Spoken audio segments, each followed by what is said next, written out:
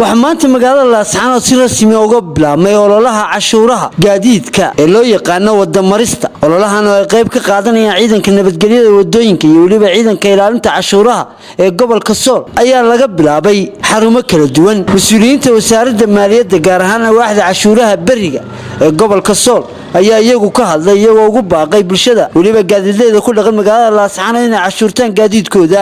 mahadcelinayaa marka koobaad mas'uuliyiinta TV-ga qaranka jamhuuriyadda Soomaaliland oo nagu soo booqday xarunta wasaaradda maaliyadda iyadoo maanta aanu bilownay ay bishu tahay 13 bishii koobaad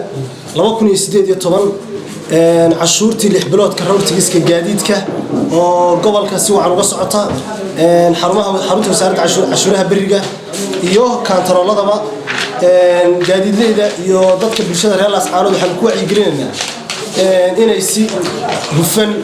oo nadiif ah gaadiidka u cashuurtaan oo goobaha cashuurta u tagaan iyadoo aan la soo qabqaban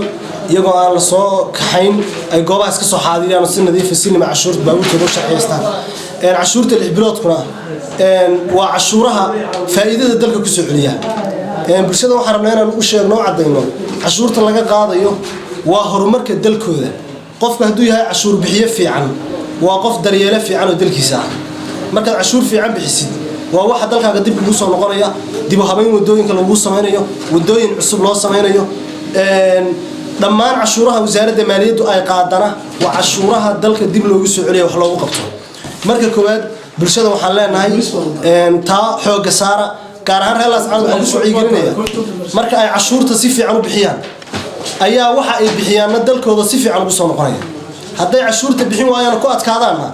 maxaa loogu qabtaa waxa loogu qabaa gacmahooda ku jiraan taantasan kaga gudbayaa saraakiisha cashuuraha barigana waxa ku wacyigelinayaan dadka si nadiif ah oo hufan ugu shaqeeyaan waxa sharciga loogu leeyahay ay wadada sharciga mariyaan inta markaan ka soo gudbo waxaan ku darayaa oo iyadan la socota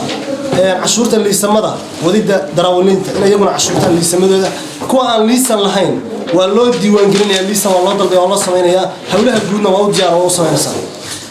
waxaan si raacinayaa qodobka kale aan ku darayo waxa weeye kala wareejinta dadka 99% gaadiidka ay wataan iyagu ma laha mulkigooda because of gaariga waxa lagu mulkiyaa buugga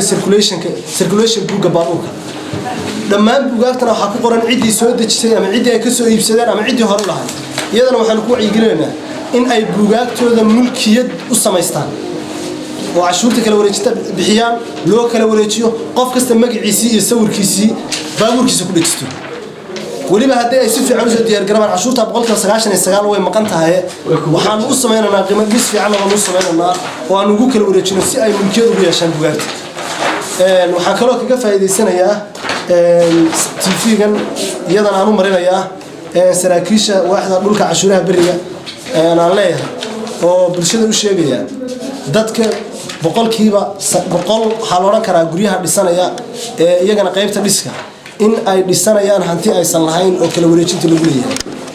guriga inta aan dhisan xafiiska cashuuraha bariga soo mar kala wareejinta iska soo bixadaad iibsatay haddaad adigu leedahay xolo lagu haysto cashuurihii kale sanadlaha ahaa sanadkii hore waa dhamaaday waa soo xidheen sanadlihii kale cashuurihii kale macaashka cashuurihii payroll taxka kuwii kambaniyada waxa soo dhana bisha labaad bay bilaamayeen hadii la yiraahdo kambaniyada iyo shirkadaha waaweyn iyo kuwa dhismaha iyo kuwa ganacsiga waxaan u sheegnaa payroll taxka shaqaalaha iyo cashuurta macaashka iyo sales taxkaba waanu bilaabanaa dib u diyaar garoobo وبرقة عمر أحمد البانتي قرن كجمهورية الصوماليلان Lascanood.